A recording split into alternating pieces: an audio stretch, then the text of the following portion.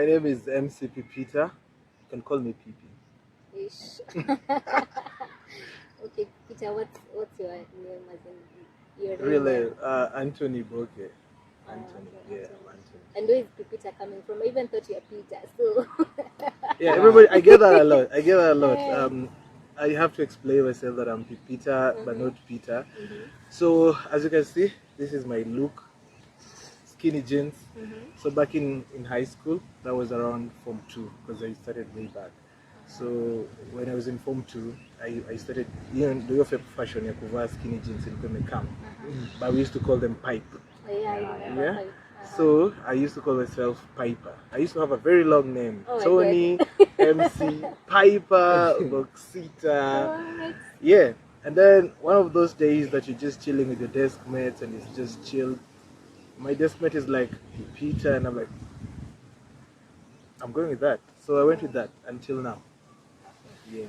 So Pipita, maybe before tuingie kwanza kwa hiyo story mrefu kuhusu Pipita ni nani kwa wale watu huku nje maybe hawakujui. Story yako maybe inaanzia wapi? From where I started kufanya mashows. No, maybe ulizaliwa wapi, shule hadi mahali umefika sasa hivi. So mimi nilizaliwa Voi. Yeah? But I studied in between schools. Mimi wala senyo nilisoma shule kama 6 primary, 3 in secondary. So I finished my class 8 in St. Lawrence, Hispania, mixed school. Finished in 2008. Joined Kadilo Lutunga, but things didn't go well. Of course, things didn't go well. So I had to move. I moved back home. Nikaenda kumaliza shule inaitwa Ikerege Mixed. Yeah, Ikerege Mixed. So nikamaliza kwa Form 4. Then I joined Machakos University for Bachelor's of Science in Mathematics. I graduated mwaka. So umemaliza shule. graduate. Yeah, nimemaliza shule basi. Maybe labda una plan kuingia masters sana. Story of masters tricky. Hesabu ni ngumu. So maybe if I want to, okay, my first choice degree has never been math. I'm more into journalism and stuff, so and entertainment. So after shule nimefanya course moja ya psychology. Nimefanya diploma in psychology. And also recently I got my digital skills for Africa from Google, another certificate as well. So I'm just building up on my credentials, but right now I'm just out of school. Okay. Most of the people know you as MC Pipita. So tell us how you started MCing. Ilianza through primary school, high school, university. At what level did you realize, hey, manze, I can MC? This is a very long story, guys. So this story takes us back 10 years back to 2010. Actually 11. Nilikuwa shule back in class 8, first of all. When I was in class 8, I used to be very noisy, like super noisy, very stubborn. Let's make a list of Nilikuwa prefect. Hadi high school, I used to be a prefect. Yeah, nilikuwa prefect. So what happened is nikikuwa pale hivi shule, niko loud nini. I joined high school, nikaingia hivi, tayari nikakaa kama Form 3.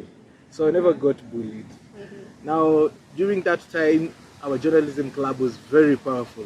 Actually, if you wanted to host events za shule, you had to be maybe chairman or vice chair or journalism club and upewe hiyo kazi. So kukiwa na funky shule, they go for the chairman of journalism club. So there was this guy called Rachel alikuwa anasukuma kizungu, and I'm like, when I grow up, he would come up, alikuwa na analogies zingine crazy ati, do you know an antelope does not walk, it flies. Hey bro, chill down. Asha catch attention ya say. So I was so interested. So, one of the funkies they were doing was on English. I asked for the mic. I had never been an MC in my life. I asked for the mic. Akanipatia slot here after lunch where everybody is busy interacting or my number. So basically I did nothing. So I went there. You were in form? They were Form 2. Was it Form 2? Yeah, Form 2. So kulikuwa hizo mic zinakaa hivi, maspika zinaitwa Ahuja. Kama hujaziona, zinakaa hivi za ukiwa side za Kisii, hizo ndo wanatumianga kwa matanga. No bass, just out there. Yeah, nikapanda hapo hivi kwa stage. Nilikuwa nimeambiwa ni introduce the next group of people who are going to present. I introduced them. And Rachel was like, you're good. No, I'm good. So mimi nika join journalism. Actually, I joined the previous year journalism. Nika run from one rep, nika fail. So basically, scope about my leaders, got deep state chat kwa hivi. Then I got into Vetulifika from 3. I got to be vice chair because now niko nasoma news za baraza. Actually, we used to have a school baraza. I used to go and sit there and talk and read news. I used to write news and actually I didn't want to be an MC. Mpaka looks zikanikataa, discover mpaka ukuwe na ndevu imeshikana. So I discovered that I could never make it to the TV screens. So I shift my allegiances to MC. But all my high school I was a journalism student. Nakumbuka nilipelekwa Ikerege. They had not finished their hall. Ilikuwa actually vumbi. We didn't have a stage. So I liaised with the scouts prefect, the scout teacher. Yeah? Nikamshow najua we can do a show, but I don't have a stage. Could you give me the bamboos that you go for camping with? So I brought in the scouts wakatengeneza stage. Our school did not have water, so we had the ladies going for water, the guys sweeping the hall.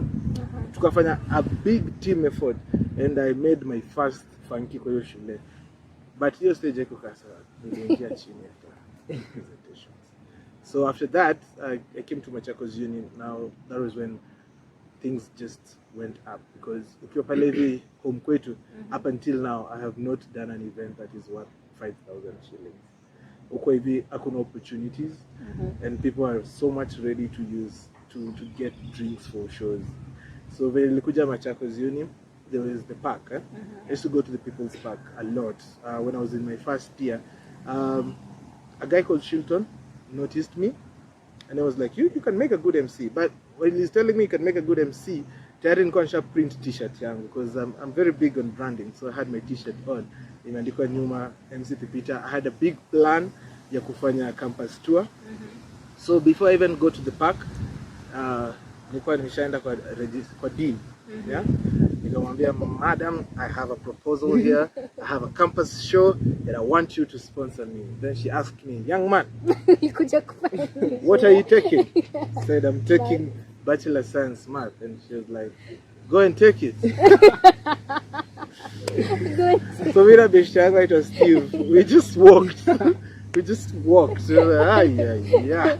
So now in my first year I wasn't that much well off. So I used to walk kutoka nyuma ya shule all the way to the park.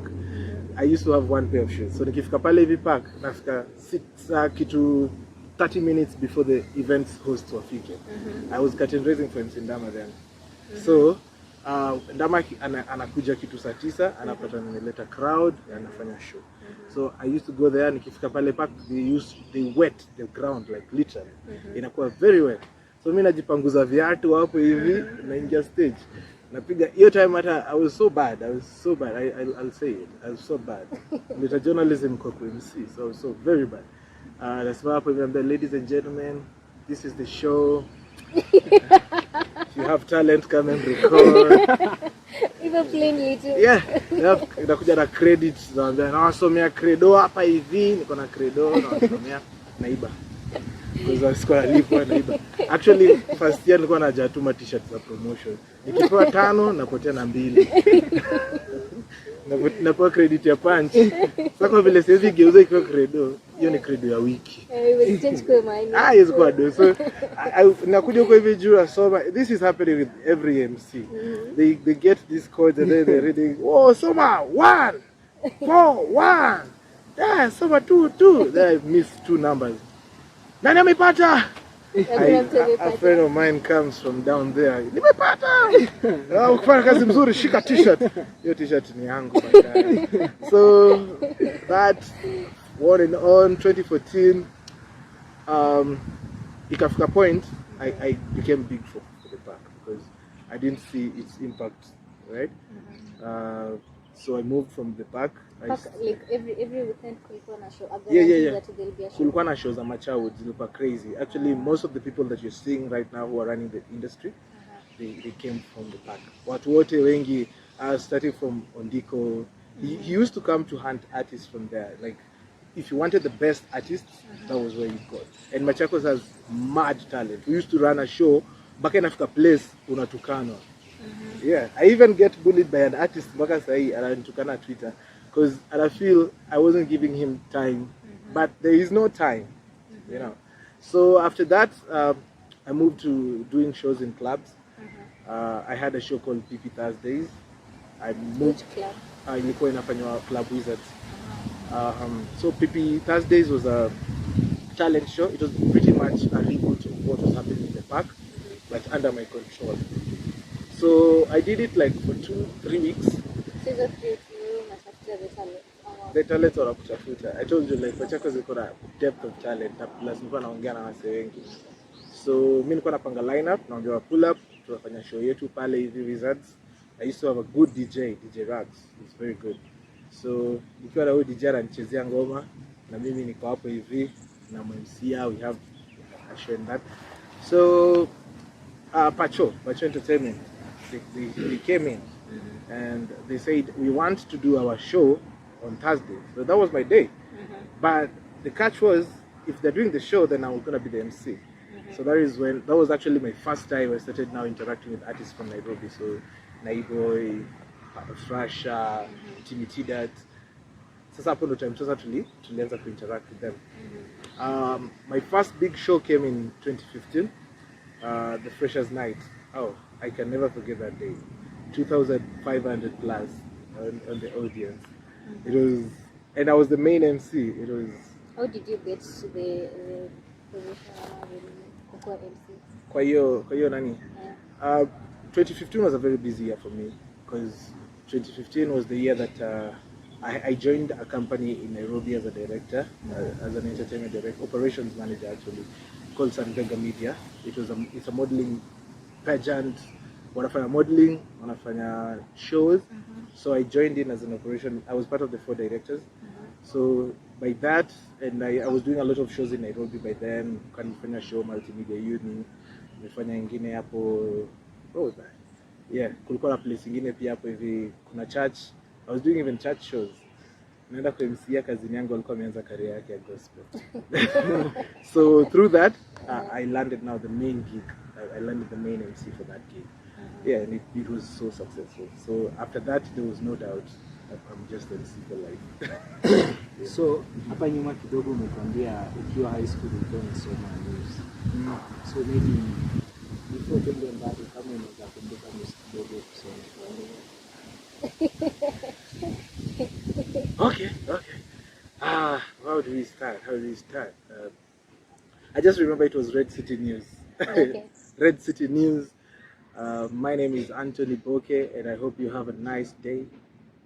In the headlines today, what do you have in the headlines? I'm so bad. In the headlines, Interview with PIPITA goes out for an interview. PIPITA went out today on an interview to talk on matters. I used to write. Hata velenda kwa the new school I used to write, but hey, Saidi, very many years. I can't remember, but I used to do a lot. Ukizungu yangu siku hizi kwa chini. So kukuwa MC kuna hawa MC wengine ni ma MC lakini pia ni comedians na kuna wengine ni copyright MC. So wewe unafanya gani? I don't know how to describe my type of MC. Kitu mimi najua, mimi ni chairman wa mafisi. Actually, the moment nilipanda stage, I used to be a very clean MC, like very clean. Napanda kwa stage, naambia watu, ladies and gentlemen, now we have our DJ Demakufu. Naenda. So this one time nimepanda kwa stage, bahati mbaya mtu akakanyaga wire, sound ikazima. My classmate, na tuko watu waite kwa class. Akakuja akaniambia, "Mazee una bo." Yeah. What? So 2015 hiyo show naambia ilikuwa kubwa. I changed my tactics. You don't change when the forest is tight, you change the monkeys. Yeah. So I changed my tactics. Nikaenda pale hivi. I went on stage and I was like, Mafisi sema ai. And everybody was like, ai, the whole place. And that show went. Normally shows are shule zilikuwa za ikifika 2 wameanza kucheza reggae, guys are off. Yo show ile na mpaka 4 wanangoja tu kuona mademo akitwaka. So for me I'd say like I don't have a specific brand. I read into my crowd. I fit into crowds. So far I've gone to churches. My family is SPA. Part of my family is SPA. Nimefanya graduation ceremony za my sisters wangu wote. Yeah, ni amazing because naweza fanya kwa club naweza nipata nikituakisha wasichana. Yeah. Na pia bado utanipata kwa church nikamwambia Mungu ni mwema. So yeah, ilikuwa kuwa diverse. Now weddings, do you also MC weddings? Yeah. This year I've done 2. So pia tunajua uli graduate this year.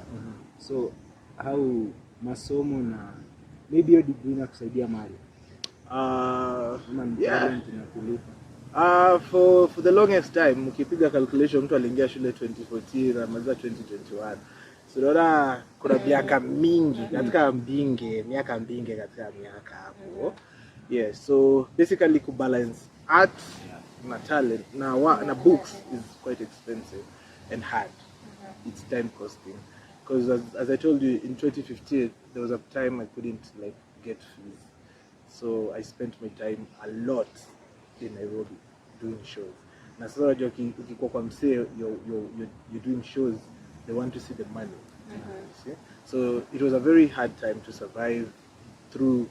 It is very hard. Alafu pia unajua when you want to go to class, you're called to a meeting.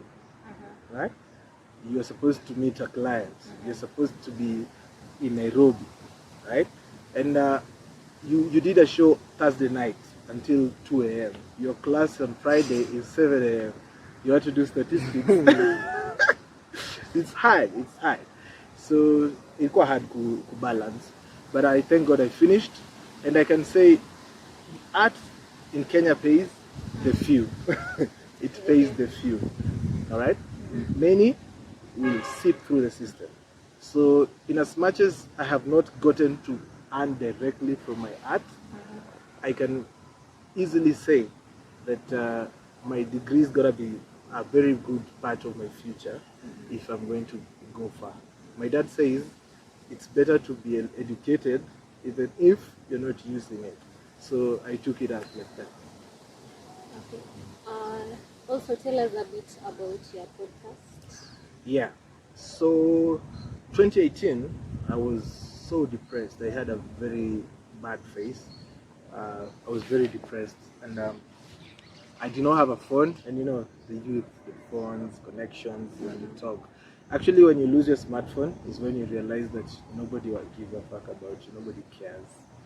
Yari, when you move to Kaduda, your life goes mute. So I have contacts about. For now, I have 1,000, but then I had like 600 contacts.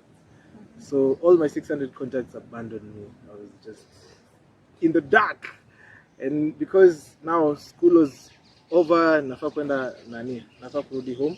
I went back home. I started a business at Kibandaski. I can cook fire chapatis, guys. You can.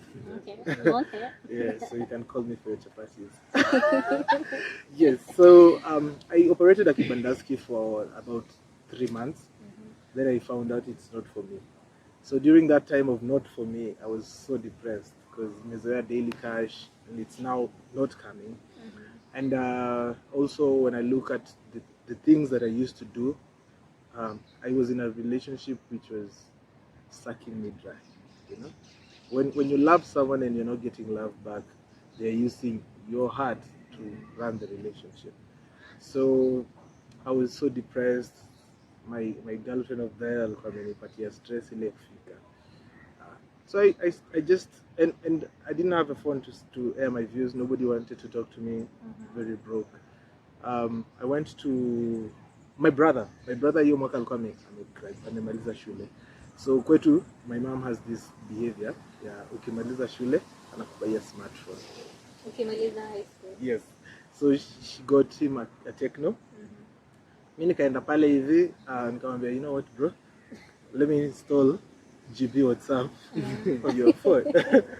Yeah, so I'm glad my brother is understanding. Anaitwa Edmond. He told me, okay, sawa. So nilikuwa na mtime wakati amelala, umelala. Ananipatia simu, atakuchajia. So I wakes up in the morning ikiwa fully charged. So I started ranting. I started talking about my personal life, the way things were happening. I was having issues with family, having issues with my life, my You were finances. renting where? Which On platform? the status. I started ranting on the status. So when I started ranting on the status, the first month, sina simu bado. So I'm ranting. That was August. What were ranting. you looking for? Did you want pity? Did you want help? No. I'm not the type of nigga that goes out to ask for pity. Okay, Like, what was your intention? My intention was to just vent. I was venting, you know. Sometimes you are surrounded with people, and this happens a lot with entertainers. You're surrounded with a lot of people. You have a very big fan base, but none of your fans wants to hear about you. You know, they want to know what's next. Okay, so what show are you going? What are you doing? Anything else is none of their business. So I was just talking. I didn't even know people were seeing. I started with around 50 views, and then the following week 100. Now I was getting up to 150 people, and then suddenly one of my friends starts writing essays about her life. Okay, I crop it and put it up on the status. Then another friend comes and is like, this one has happened to me. I crop it and put it on the status without anonymously. I have been anonymous with people for about 4 years now. So slowly by slowly, people started coming out. They started coming out. This one happened to me. This one happened to me. This one happened to me. Then I now started getting interested in mental health. Right? And when I got interested in mental health, I discovered people have a lot of things they don't talk about, because one of the things is we judge people a lot. When you tell your friends something, you just hear from them now. I'm about streets. Yeah? So I decided to create that safe space, because by the time I was getting to the second month, I did not have anything to rant about. I was actually a new person. Like Adisai, my mentality about dating and all has changed, has really, really improved. So during that time, one friend of mine asked me, I actually think my career is always guided with friends. So one friend of mine was like, I think it's Koi, she was like, Iki Turafaya, can't you just like make it into a brand? So like, people are talking to me, so talk to Pipi. So Talk to Pipi started then. I kept on doing shows. So for me, I talk about everything and anything. Anything that affects your mental health. I noticed that the things that affect us are relationship lives. And when I talk about relationship, people think about the normal sexual relationships. But we have relationship with our neighbors, relationship with our family, relationship with the people that we work with. Everybody, even our classmates. We have our classmates when you're tumana tu washikie kit. So how do you handle them? How do you not get the vendetta that you feel like this person is using you? So I started talking about that, our sex life, because I realized people cheat a lot. And when you go back, they'll always tell you about their sex life. So I started talking about how to better your sex life. So by the end of 2019, the vision was clear that I had to move up. So the statuses was not cutting it. So I decided to start Talk to Pipi. Talk to Pipi, the podcast. When I started, Boomplay was calling for podcasters. So I went over to their offices and got signed. Yeah, I got signed for my podcast, and now I started generating content for them. Yeah, so that is how Talk to Pipi came in as a podcast. And right now, we started on Boomplay because of the exclusivity. But right now, we are able to, because the contract is now lapsed, I can now put it out on Anchor FM and other various podcast streams. So it's amazing. And we're growing. Yeah. So lately I've been seeing, or not lately, Mhm.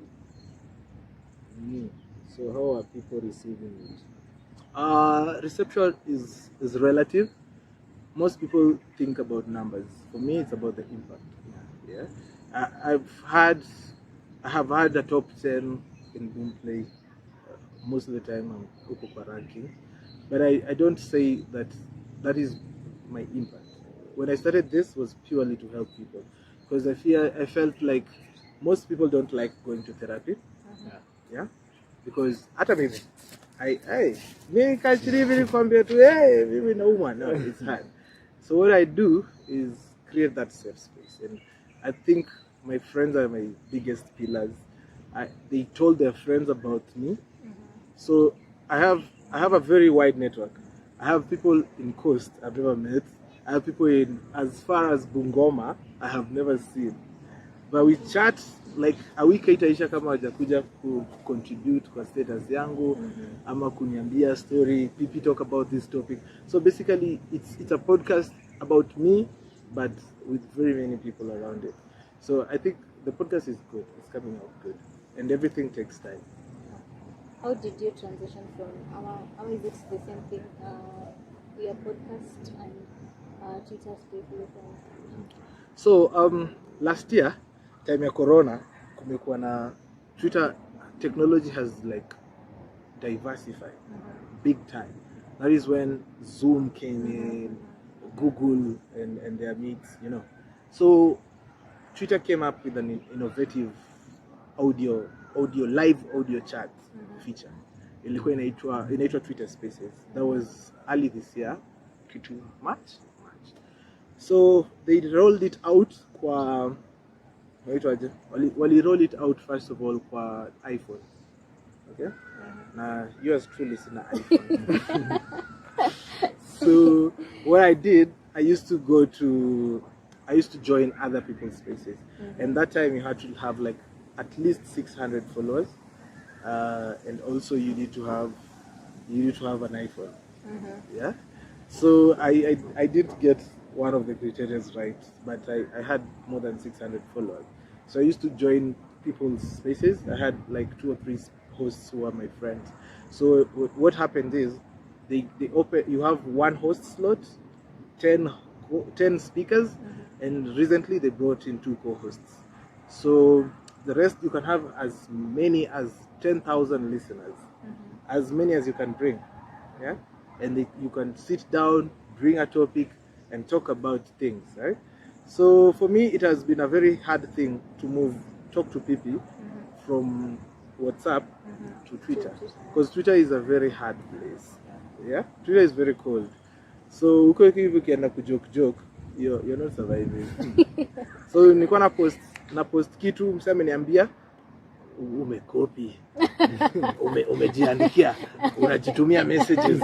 I swear to God, I have never fabricated a message. Hata ukiona reply messages, I'm always like, okay, sawa.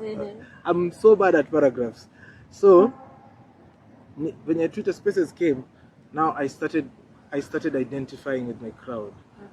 Always reminding people I'm a mental health practitioner. I'm a mental health. By that time, I was an activist because sikuwa any qualifications. So I used to go on the spaces, I'd points, jokes pale. That was my field. I'm shy. Personally, I'm shy. I never like meeting people. I'm not a people person. It's so hard for me to yeah. So kama mimi, I never go out unless I'm doing a show.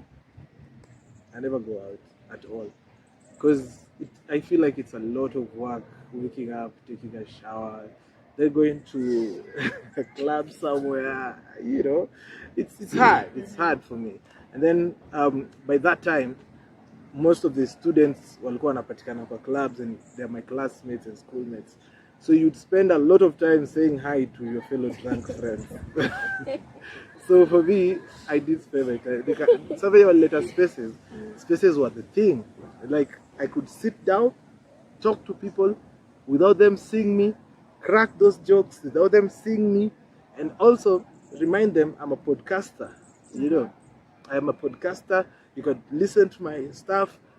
I do this. I champion for mental health and relationship issues. So around May, Twitter, serikali ya Twitter, Uncle Jack himself decided to let us be. So he gave us sisi watu wa Android akatupia ruhusa ya kuhost. But you needed to have like 600 followers, and you must have been to other spaces and all. So one day I was just traveling. I've never said this anywhere, hata kwa hizo spaces. I was just traveling.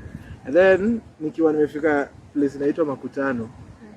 I didn't have content for my Twitter. I typed, I might just play around and host the 24-hour spaces. And the guys were like, I want to do it. Go and do it. Go and do it. So I announced I'm gonna do it this weekend. And guys were like, okay, sawa. And you know, people on Twitter will not believe in you until you do it. So I can remember very well that day I was so hungover. And then I'm here thinking about sitting on a space for 24 full hours. It's so easy. So easy. So you have to prepare yourself mentally, number one. You have to have a lot of coffee, a lot of lemon. And also you have to pack your food in the house. Toilet, unaenda tu wakati wa break, some wakati watu wana run, ndio uko hapo hivi. So I started the show. I started here at 6 p.m. That is actually my normal time, 6 p.m. to 6 p.m. So nikakaa hapo hivi, first hour, second hour done. I had a list of topics. What would you do if your man cheated? Put it up there on the inaitwa Jumbotron. Put it out there in the Jumbotron. Guys wanna join. We anakuja naongea. People came. We had a conversation, a big one. So ikafika 3 a.m. We are around 9 hours in. I'm so sleepy. So I'm like, will I make it? Topics ziko. Siliwambia nimekuwa nikifanya for like 4 years. So topics za any topic yenye unaweza fikiria nilikuwa nishatakwa. Lakini ikifika hiyo time you try to introduce a topic and it's inagonga ukuta, nobody is commenting. And the only way you're gonna do a 24-hour spaces is if someone is talking, okay? You're just a moderator. You're just creating continuity. So, ikafika the following day, when it got in the morning, now my neighbors are playing music. There is kukuka cry, walk out, get the sun. So it got better. Hour number 16. That was around 10 a.m. But that was 10 a.m. 16 hours in. Hey, nimekunywa breakfast mara tatu. Bado sikaishi. So I did it. Kafika 5 p.m. I'm about to be like very sleepy.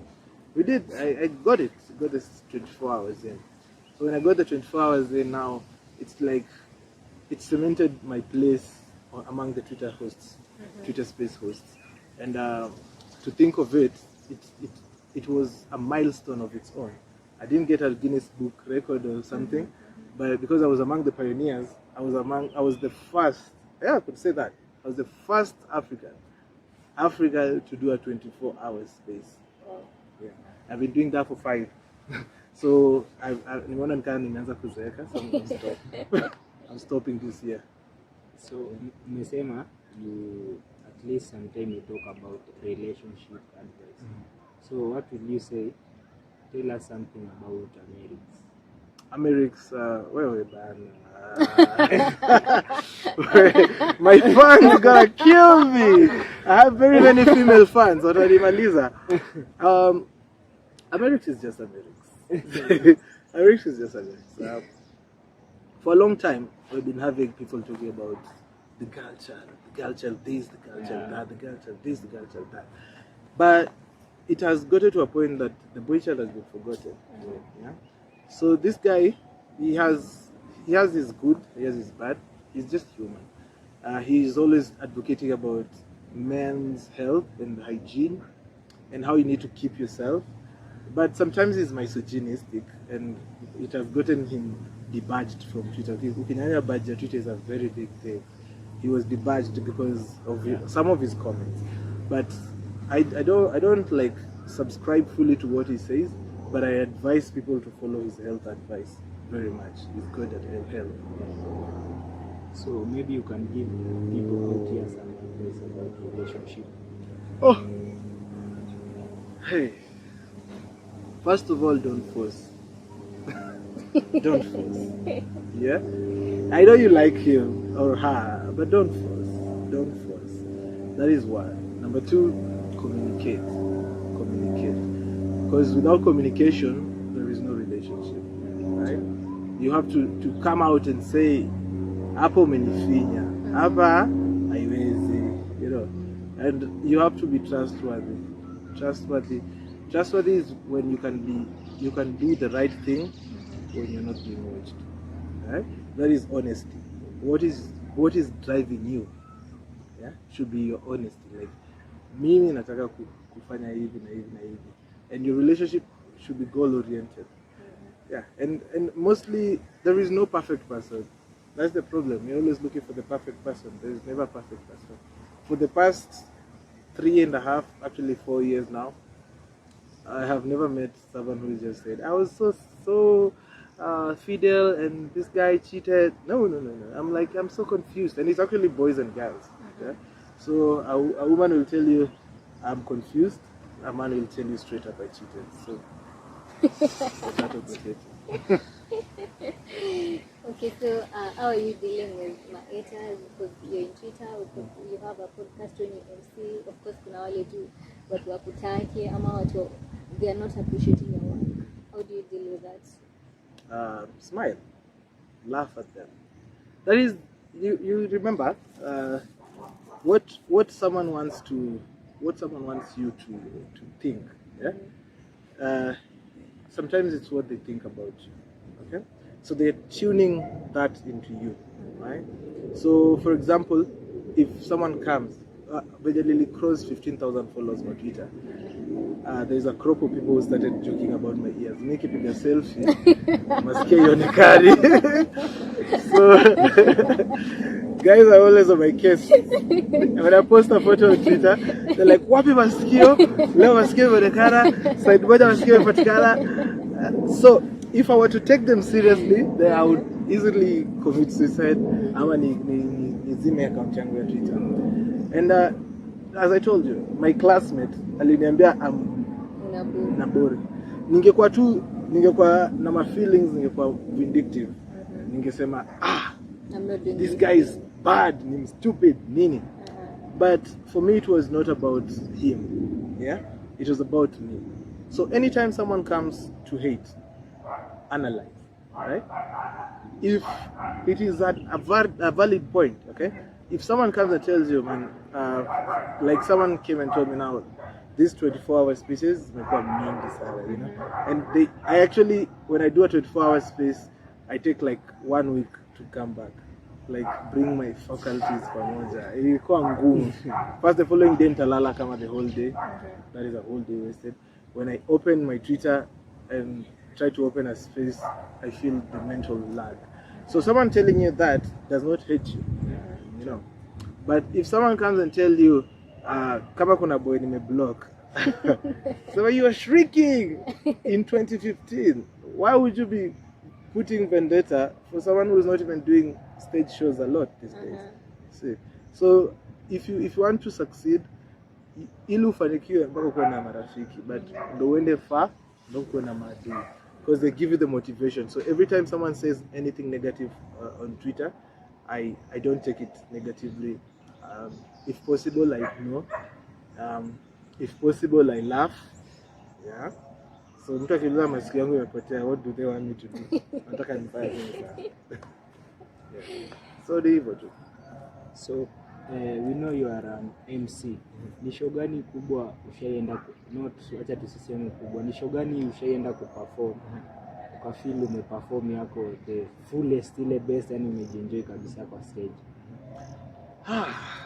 Hey, every time I go on stage is fun.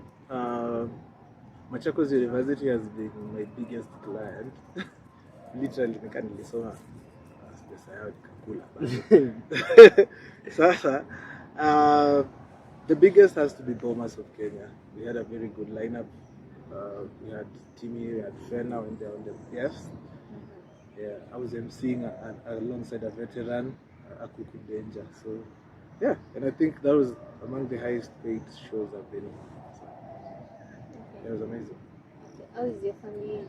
How is the check on your family? Because they took you to school, you took us to university, they wanted you to do a degree of in Bachelor's of Science, and right now you're not doing anything related to that. How is the check?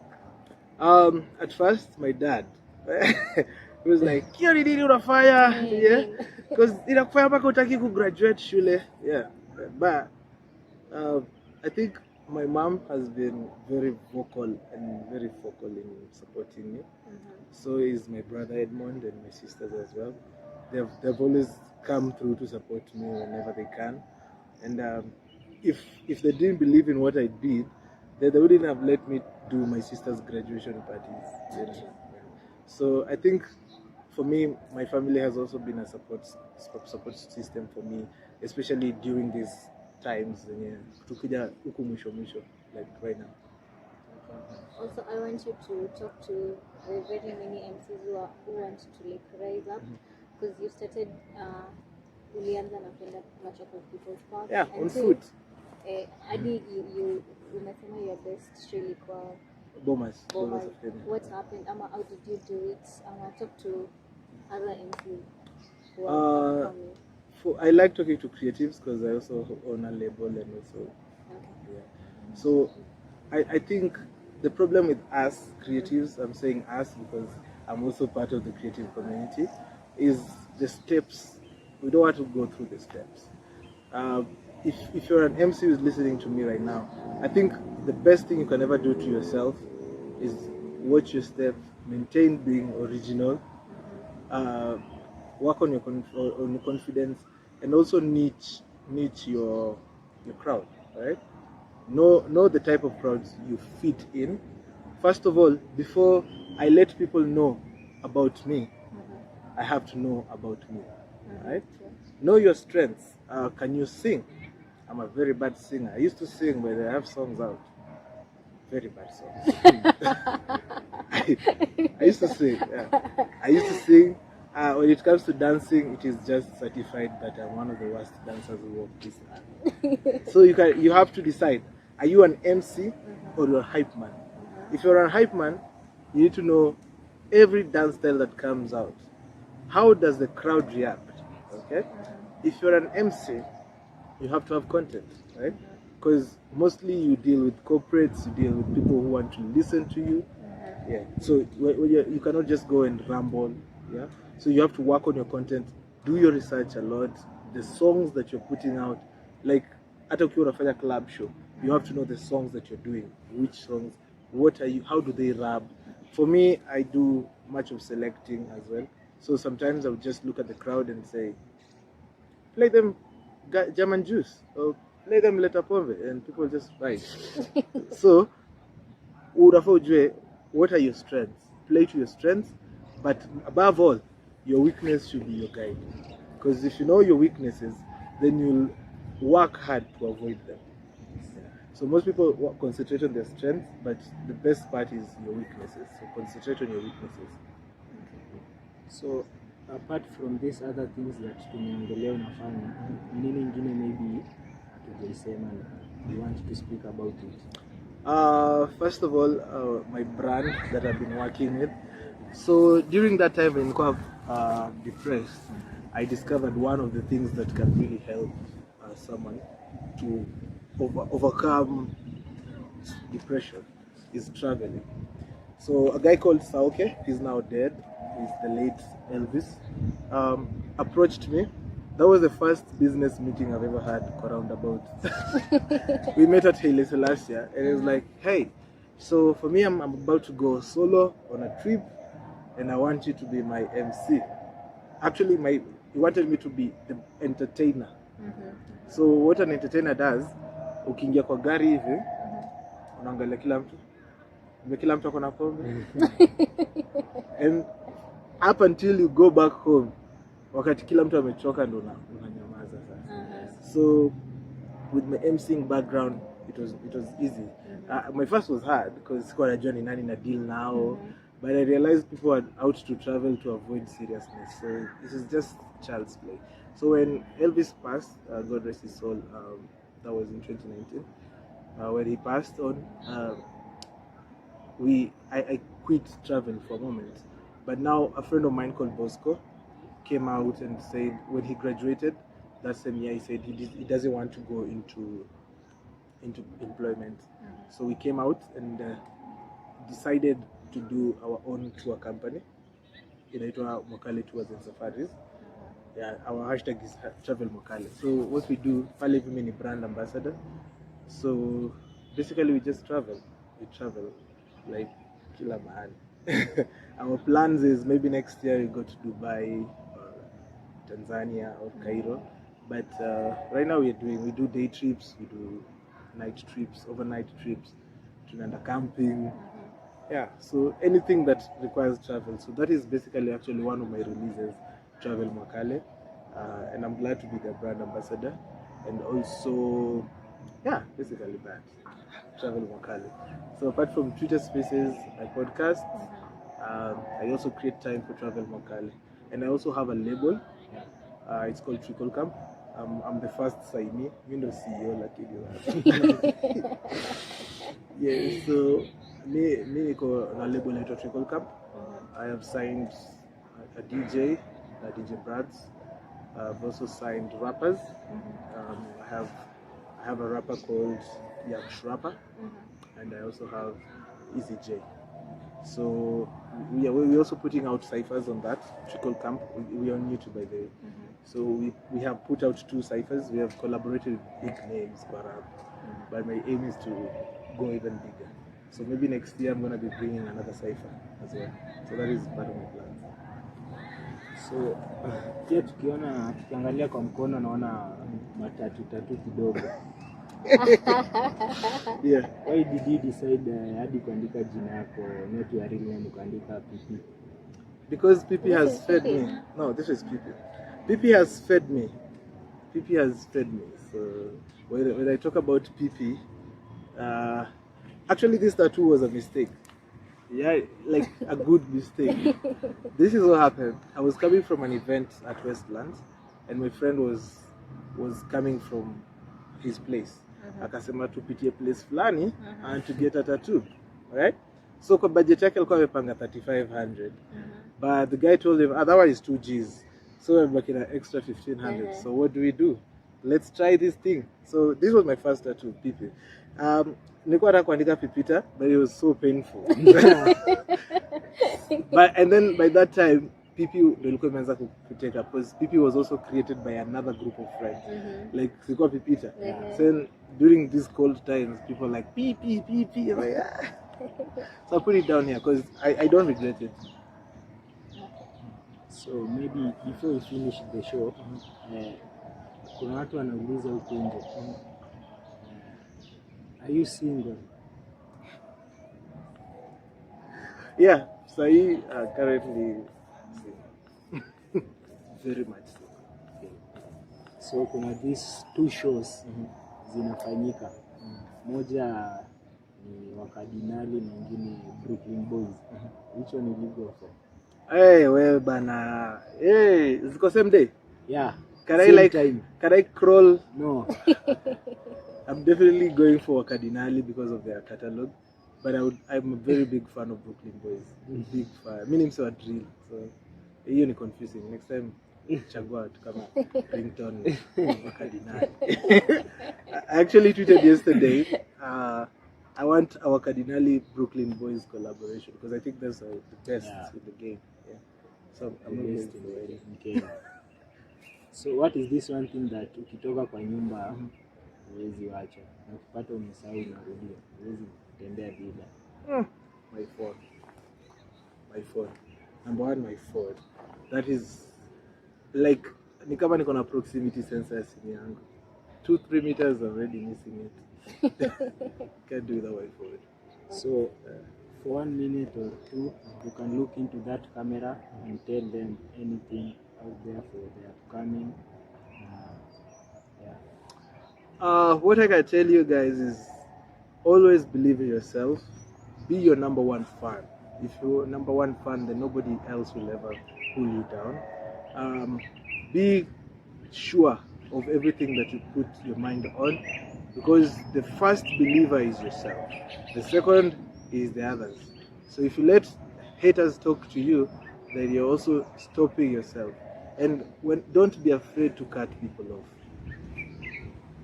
Okay, thank you so much, PIPITA. Yes. Give us your social media handle. MC PIPITA on Facebook, at MC PIPITA on Instagram, at MC PIPITA on Twitter. If you find me on Twitter, that's amazing, because I live there basically. Yeah, and TikTok siko. Dancers. Yeah. Okay, thank you so much, PIPITA, for coming. Thank Thank you you guys for for having me. watching. Kindly let us know what you think about this great Say miniman. MC. Miniman. So like and comment and subscribe. Yeah, thank you for watching. And unfortunately, I've come to the end of the show. We'll meet next time. For us, you can find us on Twitter, KiboFM360, Instagram, KiboFM360, Facebook, 360FM Podcast, YouTube, 360FM Podcast, and for our director behind the camera, Bismarck, manze, big up. And till we meet next time, thank you. And PIPITA, asante kwa kufika manze. Ngapatikana baba, ngapatikana.